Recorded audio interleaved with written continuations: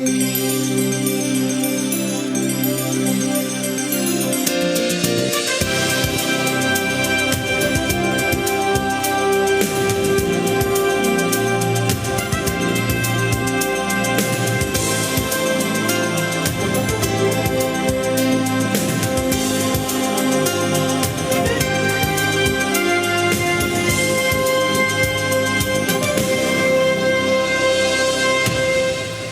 morning and welcome to the 21st Annual Exhibit of Hydrogen and Fuel Cell Technologies. We've always been discussing developments here in the technology sector. It's a very important industry, but it needs a broad perspective. When I say a broad perspective, the developments in Germany, there are so many of them, and we have two guests here today who are specialists in the field. They coordinate, they keep a view of a number of developments, and they can describe to us where the technology innovation is happening right now in Germany. So I'm welcoming today on the stage, it's Dr. Manfred Stefener, who is the CEO of Elcore, and also the chairman of the board of directors of the VDMA working group in fuel cells. And next to him on my left is Johannes Schiel, who's the managing director of the VDMA working group for fuel cells. Welcome. Thank you. Thank you very much. Whenever we use abbreviations, which are very uncommon in English, we always have to ask our guests, what is VDMA? Who are you, the fuel cell group within that, and what exactly do you do? Manfred? Yeah, so like the full wording is the Verband des Deutschen Maschinen- und Anlagenbaus in German. Yeah, so it's the German Engineering Federation is the translation. Oh yeah, okay. Which is nowhere near the German. Yeah. And so it's one of the largest industry associations with 3,200 members. Like only in the fuel cell sector, it's like 60 members, so representing so many different suppliers like OEMs in the fuel cell industry, and the VDMA has a very important coordination role. Yeah, so to inform the members about like market developments, to make like the ecosystem right. Yeah, so to bring suppliers, OEMs, manufacturers, technologies together, so that everybody knows about what's going on in the market. That's a very important coordination role that helps the industry, that speeds up the industry, and this is what we're doing. So we see in the VDMA like a lot of successful cooperations already. So I can also speak for our company Elcore, and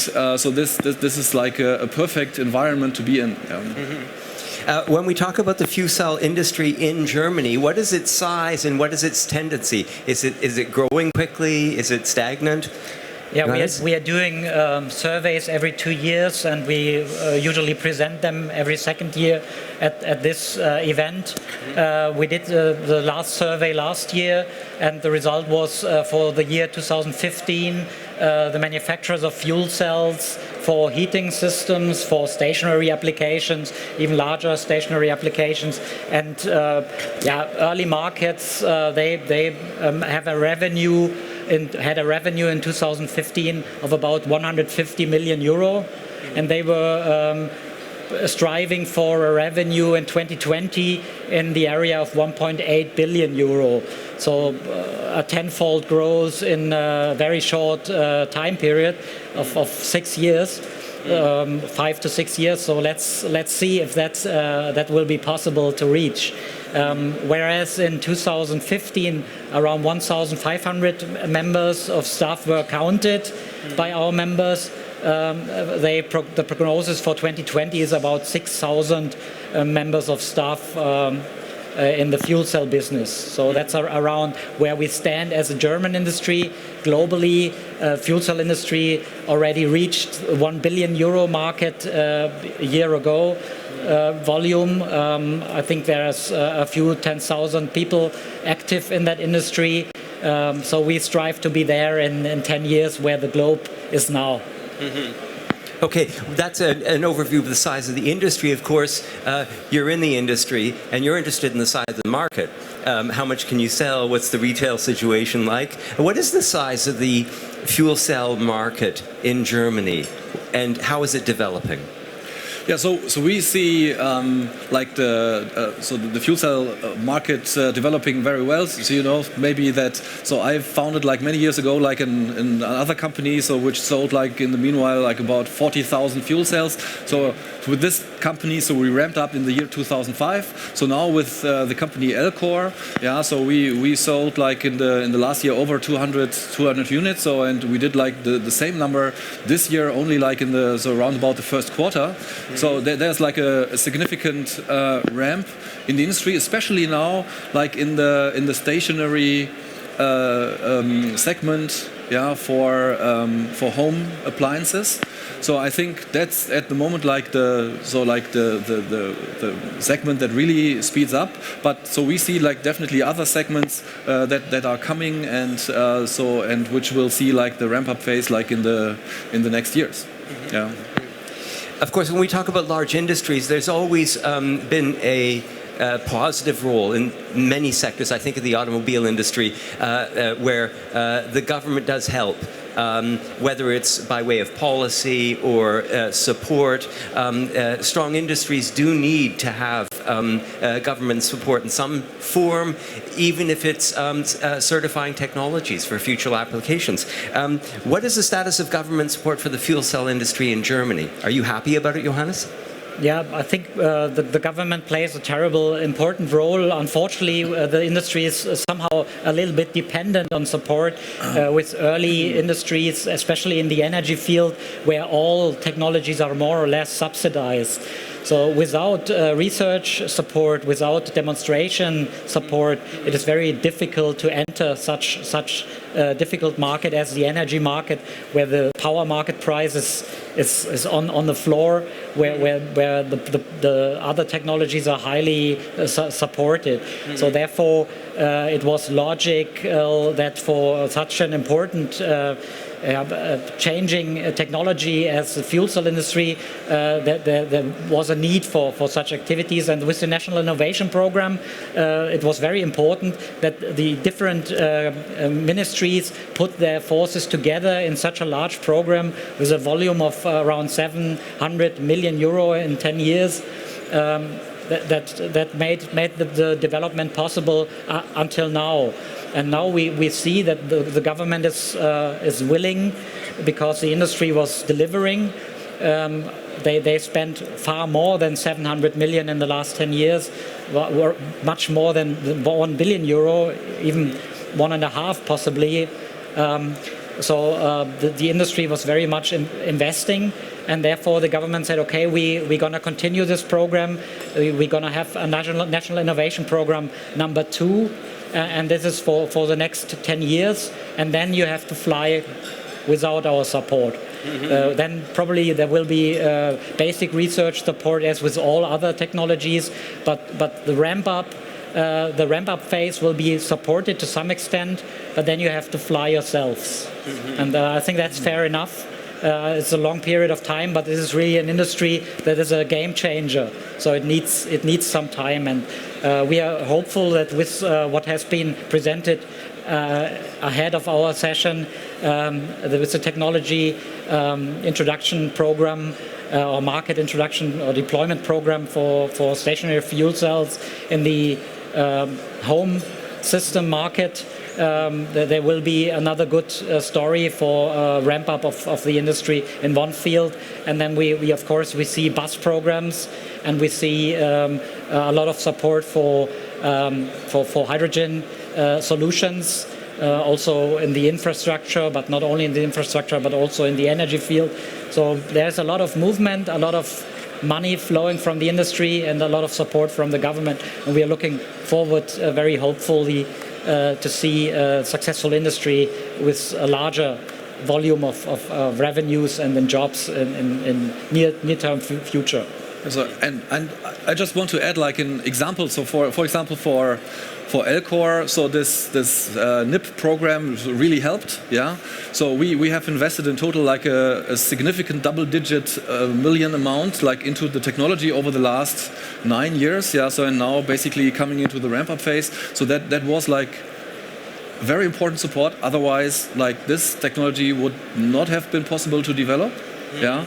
And so we are glad that the program continues, that everything is there, so to continue technology support. I think that's important to bring, basically to make like the important cost reductions and everything. And so we also see like the TEP program, so like a market introduction program coming. So we hope that we can keep the time plan there. But for us, it's always very important to have basically like an initial subsidy, but then it's like a subsidy that also is going down, so that we have to live without it, because that supports the industry. Yeah, so to invest further in technology, to invest further in cost reduction programs, to invest further in new machinery, production machinery. So that's important, that we don't see like a similar development like in the solar industry. So we want to have like a sustainable industry in the fuel cell in Germany. So that's what we supporting with our roles here. And I always like to add that government support does not make the business case for fuel cells an anathema. Look at the atomic energy. Without research and development at the universities funded by the government, without government funding to get these things up and running, that wouldn't have happened. For this stage in the energy change, it's absolutely fundamental that Germany maintains a good international footing, because Germany has always been an exporter of technology. And on this question, it is vital to know, what is the international competition like, Manfred? What does it look like? Because Germany is always not simply developing technology, but competing on an international market. So who are the big competitors? Yeah, so internationally, like the situation, so in the different fuel cell segments is a little bit it's a little bit different. So I think Germany is still in the lead. What is it like in small portable fuel cells? We see that Japan is very strong with stationary fuel cells, so like the same segment that we are now ramping up in Germany. So Japan is selling, also Japanese companies are selling like 100,000 units per year now, like 2015 numbers. We see, like especially in Korea like a strong focus on large stationary systems. So there we have basically the largest installed base. Like the companies in Korea are basically acquiring companies from all over the world to strengthen that segment. In the US we have like a big forklift market, so 10,000 forklifts are in operation. So different segments. So in all these segments like the international segments that I just mentioned, so Germany is definitely behind, yeah. So and we see basically in the first, so like now the first ramp up, so that we maybe close the gap a little bit on the stationary fuel cells with the programs that we have and with the manufacturers that are now on the market with their products. And that, of course, is the next question. Innovation is vital. To market these products, you need some form of driving force behind it. One example this week was a hydrogen fueling station that operates from local renewable power. It fills up its tanks using renewable energy, compresses it, you drive your car up. This is an unmanned station that is entirely automated, but this is exactly what we need when we have a small quantity of vehicles, okay? Now we could apply that analogy. What about the home situation? You're in the manufacturing business of stationary applications, and it is vital to inform the consumer that installing these things in the home is attractive, and then there are innovations that make it more feasible. Better use of natural gas, reforming technology. So what is the status of innovation right now? Johannes? So I think if we want to be successful with our Energiewende, our energy transition, we need innovative technologies, because we are getting into troubles with if you only look at one technology like solar or wind, you will never reach the whole picture. So you need innovations. For instance, it's very hard to produce power with renewables in cities. Yeah? It's much more easy with combined heat and power. And so you need to use energy efficiently and with less dirt in inner cities, because you want to breathe. And with fuel cell systems, you can reduce the amount of CO2 emissions of an area of 30% immediately. So you can get rid of CO2 emissions, and you can get rid of a lot of exhaust fumes you don't want to have in the cities. And that's why it is very important to roll out this technology now. And if you want to bring together all these technologies, large technologies, efficient large technologies and small technologies, renewable, fossil, you need some technologies that can handle it. And fuel cells and electrolyzers are technologies that can be a game changer for the whole industry and can help to have this Energiewende with different technology brands. Yeah. So and I want to add some numbers. So if you take the 30% CO2 reduction on CHP, the CHP principle, and if you know that 40% of the CO2 emissions in Germany are related to the building sector, so which means that there's a potential of 12% in total, so which is a significant amount of the goals that we have in terms of CO2 emissions. So on the financial side, CHP systems that we see, especially basically from the manufacturers, so of the CHP systems, so like the customer can financially save 50% of his energy cost today. So this is very significant. So and this is important to know. To ramp up the fuel cell. So and of course, like new innovations, so we have to say the fuel cell is in principle an energy converter. So if you put natural gas in, of course you still have CO2 emissions. If you say, so I put renewable hydrogen in, so I can also avoid these CO2 emissions. So and like with the same technology, like electrochemistry, we can also provide basically power to gas, and I think the group before talked about that as well. So this will be also like an important role to get independent of supplies in Germany. So Germany today is very dependent on outside supplies. So we can realize that. And being independent. So when you see that, for example, in this winter time, pardon? Well, I think we have to look at the time. So we had like 60% electricity supply from wind power, renewable energy. So we are really close to that point where like an independency is coming, and we can realize that with the technologies that we see here. I just want to underscore that message, and then one brief sentence question. The message is simply, we used to be purists on this stand. We used to think that pure hydrogen from pure renewables into our power system is the way to go. Transitional technologies are so important. We are so dependent on natural gas from foreign sources. But if you use it 30 or even, you mentioned 50% more effectively, that reduces your energy dependency at the same time as it reduces the emissions, and the consumer only has to make that initial investment.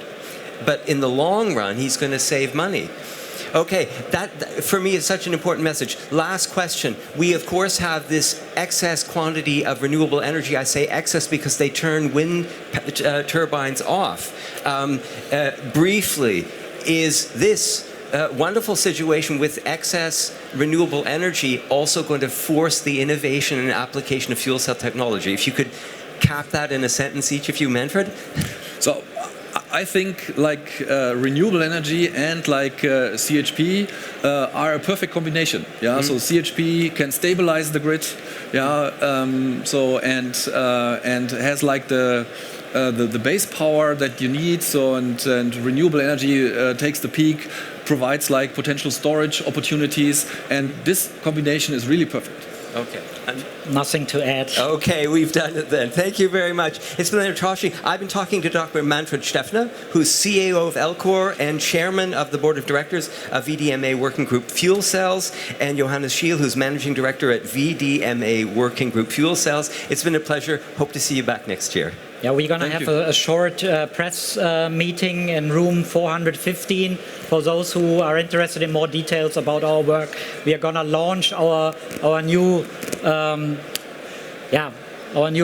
fuel cell industry guides, and you can get an example also at the booth of IBZ E51. Yeah. So follow the gentleman this way to the conference room for more information on the topic. For technical details, it's the booth of Elcore E51. Thank you very much. We'll be continuing in literally 45 seconds. Next up is Mandy Shipka, who's CEO from Novum, and they'll be talking about diagnostic converters for fuel cell and batteries with real-time monitoring. So, back onto real time.